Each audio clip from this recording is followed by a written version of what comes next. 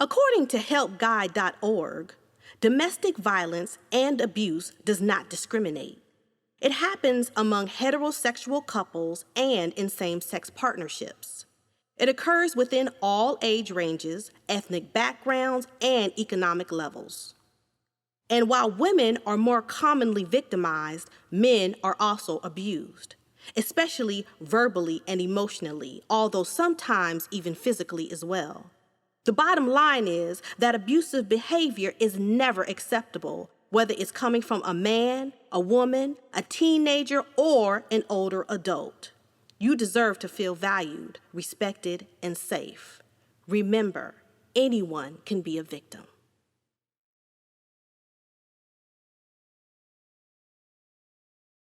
See, this is what I'm talking about right here. Every day you want to play these games with me every day. I'm getting tired of it. I'm getting tired of it, and you already know it. What did I do? You know exactly what you did. What did I do? Please stop yelling at me. You already blacked my eye. I thought you loved me. How can you treat me like this? Ugh. I don't want this to ever happen to you. It's okay, Mommy. It won't never happen to me. My mother once told me, people come into your life for many reasons. Some may be for a lifetime, and some only for a season. I was talking to her with a specific person in mind. I didn't want to hear any critical feedback. I just wanted him to be mine. So I took out that blindfold and quickly covered my eyes.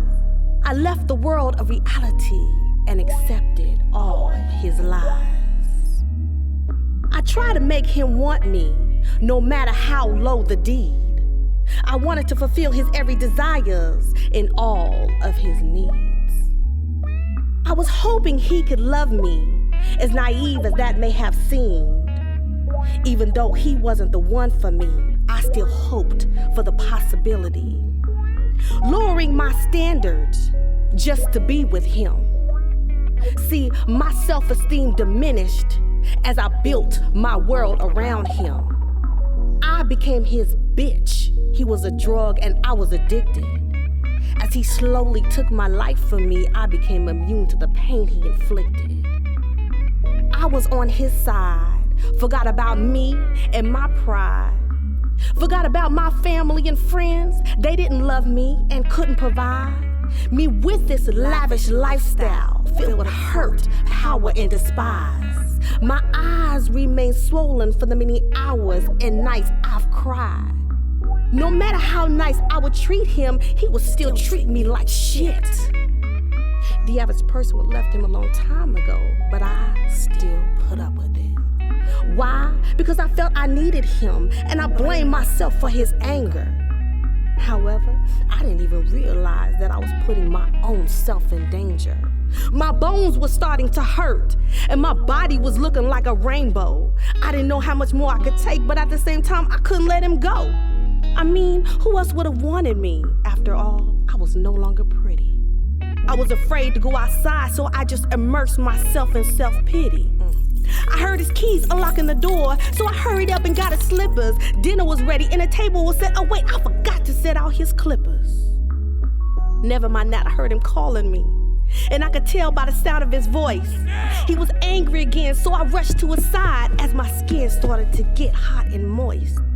His words began to muffle as our hellos turned into a scuffle. Then someone turned the lights out. Oh, wait a minute, I think I've just blacked out. Wait a minute, I think I just blacked out. The last thing I could remember was feeling his fist on the side of my head as I was looking down on myself, lying in the hallway, dead.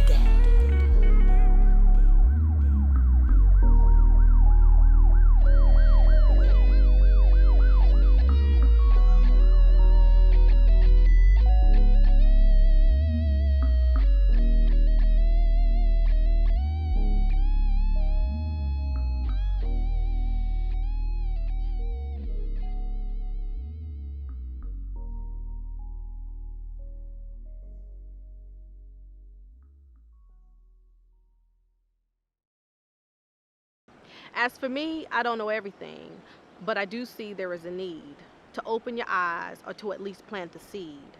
What you do affects others, whether you know it or not. So before you do anything, take a second to think or just stop. My name is Chenelle Marshall, and I want to thank you for watching the video for the poem titled The Fall Season, straight from my book, Poetic Lifeline. This is my contribution towards the fight against domestic violence. Thanks again.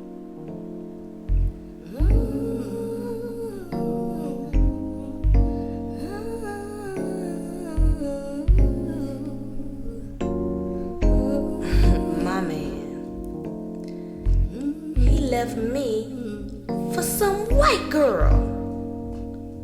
Hard body, said he liked the way she be smoking.